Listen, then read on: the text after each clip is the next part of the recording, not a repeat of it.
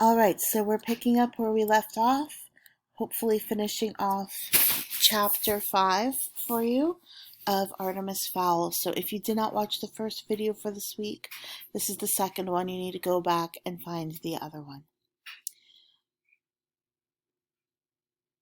124 seconds later, Root's black and white blueprints faded out to be replaced by full-color daylight imaging. When Root moved, it moved, and Holly's locator beacon dot moved too. Impressive, said Root. What was that, Commander? I said, impressive, shouted Root. No need to get a swollen head. The commander heard the sound of a room full of laughter and realized that Foley had him on the speakers.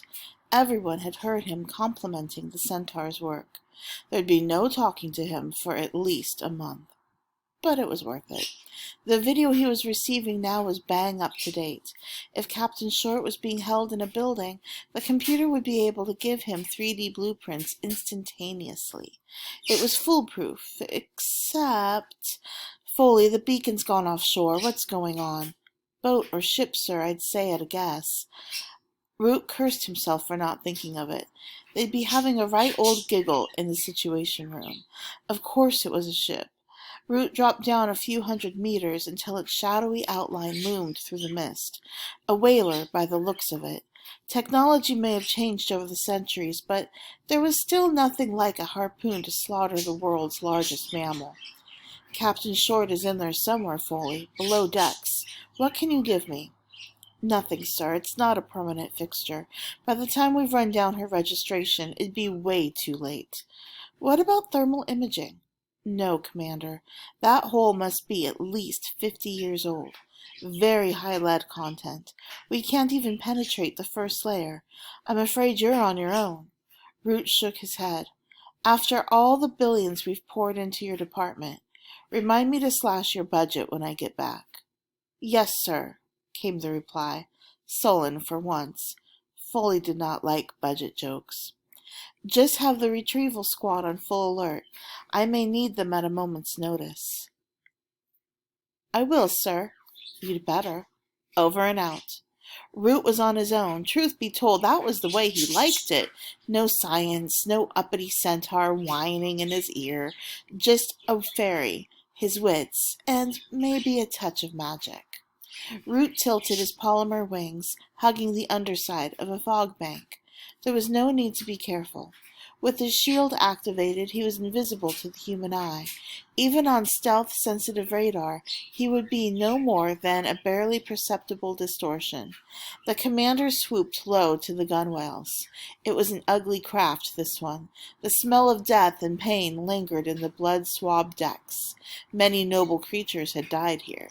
Died and been dissected for a few bars of soap and some heating oil. Root shook his head. Humans were such barbarians. Holly's beeper was flashing urgently now. She was close by, very close. Somewhere within a 200-meter radius was the hopefully still-breathing form of Captain Short. But without blueprints, he would have to navigate the belly of this ship unaided. Root alighted gently on the deck, his boots adhering slightly to the mixture of dried soap and blubber coating the steel surface. The craft appeared to be deserted. No sentry on the gangplank, no bosun on the bridge, not a light anywhere. Still no reason to abandon caution. Root knew from bitter experience that humans popped up when you least expected them.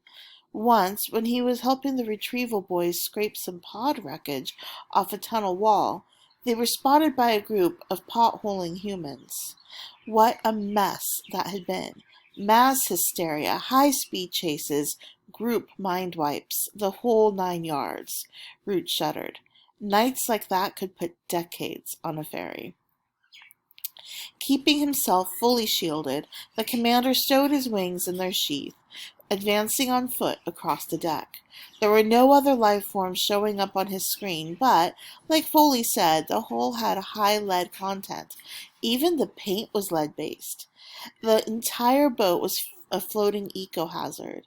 The point being that there could be an entire battalion of stormtroopers concealed below decks, and his helmet cam would never pick them up. Very reassuring. Even Hawley's beacon was a few shades below par, and that had micronuclear batteries sending out the pulses. Root didn't like this, not one bit. Keep calm, he derided himself. You're shielded. There's not a human alive that can see you now.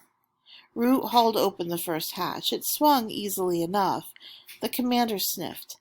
The mud people had greased the hinges with whale blubber. Was there no end to their depravity? The corridor was steeped in vicious darkness, so Root flicked down his infrared filter. Okay, so sometimes technology did come in handy, but he wouldn't be telling Foley that. The maze of pipes and grilling before him was immediately illuminated with an unnatural red light. Minutes later, he was regretting even thinking something nice about the Centaur's technology. The infrared filter was messing with his depth perception, and he'd whacked his head on 2 protruding U-bends so far. Still no sign of life, human or fairy. Plenty of animal, mostly rodents, and when you're just topping a meter in height yourself, a good-sized rat could be a real threat, especially since rats are one of the few breeds that can see straight through a fairy shield. Root unstrapped his blaster and set it to level 3, or medium rare as the elves in the locker room called it. He sent one of the rats scurrying away with the smoking behind as a warning to the rest. Nothing fatal, just enough to teach him not to look sideways at a fairy again in a hurry.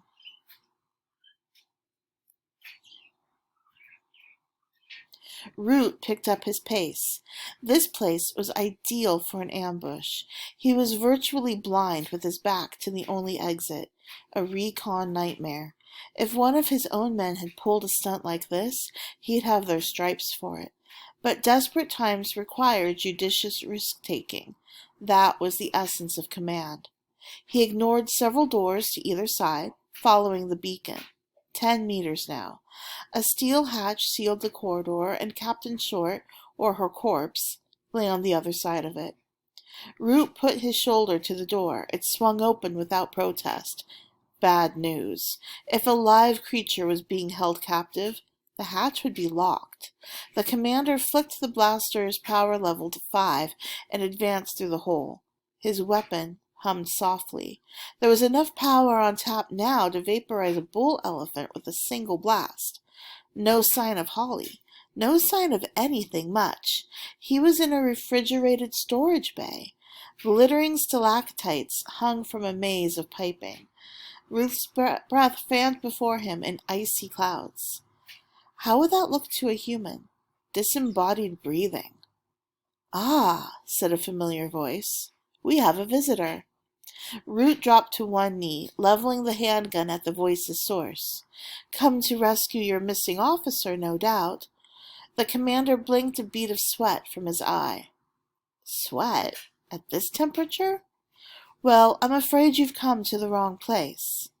The voice was tinny, artificial, amplified. Root checked his locator for life signs. There were none. Not in this chamber, at any rate. He was being monitored somehow. Was there a camera here somewhere, concealed in the maze of overhead plumbing that could penetrate the fairy shield? Where are you? Show yourself! The human chuckled. It echoed unnaturally around the vast hold. Oh, no, not yet, my fairy friend, but soon enough, and believe me, when I do, you'll wish I hadn't. Root followed the voice. Keep the human talking. What do you want? What do I want? Again, you will know soon enough.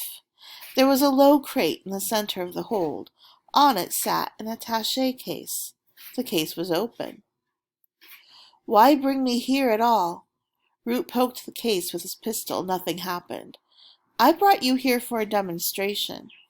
The commander leaned over the open container. Inside, in snug foam packaging, were a flat vacuum-packed package and a triple-band VHP transmitter. Resting on top was Hawley's locator. Root groaned. Holly wouldn't willingly give up her equipment. No LEP officer would. What sort of demonstration, you demented freak? Again that cold chuckle. A demonstration of my utter commitment to my goals. Root should have started to worry about his own health then, but he was too busy worrying about Holly's. If you've harmed one tip of my officer's pointy ears... Your officer? Oh, we have management. How privileged. All the better to make my point. Alarm bells went off in Root's head. Your point? The voice emanating from the aluminum speaker grid was as serious as nuclear winter. My point, little ferryman, is that I am not someone to be trifled with. Now, if you would please observe the package. The commander duly observed. It was a nondescript enough shape. Flat, like a slab of putty or... Oh no. Beneath the sealant, a red light flicked on. Fly, little fairy, said the voice, and tell your friends Artemis Fowl II says hello. Besides the red light, green symbols began to click through a routine. Root recognized them from his human studies class back in the academy. They were numbers, going backwards. A countdown. Darv it, growled Root. There is no point translating that word, as it would have to be censored. He turned and fled up the corridor, Artemis Fowl's mocking tones carrying down the metal funnel. 3, said the human. 2. Darv it, repeated Root. The corridor seemed much longer now. A sliver of starry sky peeked through the wedge of an open door. Root activated his wings. This would take some fancy flying. The hummingbird's span was barely narrower than the ship's corridor. 1. Sparks flew as the electronic wings scraped a protruding pipe. Root cartwheeled, righting himself at Mach 1. 0, said the voice. Boom. Inside the vacuum-packed package, a detonator sparked, igniting a kilogram of pure semtex. The white-hot reaction devoured the surrounding oxygen in a nanosecond and surged down the path of least resistance, which was, of course, immediately after LEP Commander Root. Root dropped his visor, opening the throttle to maximum. The door was meters away now. It was just a matter of what reached it first. The fairy, or the fireball. He made it. Barely. He could feel the explosion rattling his torso as he threw himself into a reverse loop. Flames latched onto his jumpsuit, licking along his legs. Root continued his maneuver, crashing directly into the icy water. He broke the surface, swearing. Above him, the whaler had been totally consumed by noxious flames. Commander, came a voice in his earpiece. It was Foley. He was back in range. Commander, what's your status? Root lifted free of the water's grip. My status, Foley, is extremely annoyed. Get on your computers. I want to know everything there is to know about one Artemis Fowl, and I want to know it before I get back to base. Yes, sir, Commander. Right away. No wisecraft. Even Foley realized this was not the time. Root hovered at 300 meters. Below him, the blazing whaler drew emergency vehicles like moths to a light. He dusted charred threads from his elbow. There will be a reckoning for this Artemis Fowl, he vowed. Count on it. All right, you guys, that was the end of Chapter 5. Wonderful job. I'm so glad that you followed along and were listening to the story. I feel like it got really exciting there. So we'll have a discussion question that I'll post. And, of course, if you answer it, then I will give you a cool Schoology badge that you can display on your Schoology page. I hope you guys are keeping up with Reading Plus, and as I mentioned in the first video, if this story isn't doing it for you, please, by all means, find a different story that you can read along while listening to someone else read it to you. I want you to enjoy reading. I don't want it to feel like a punishment, but it is important that you continue doing it. So let's find you something you like. Anyway, I hope you're doing well. I miss you all, and we will do more soon. Bye.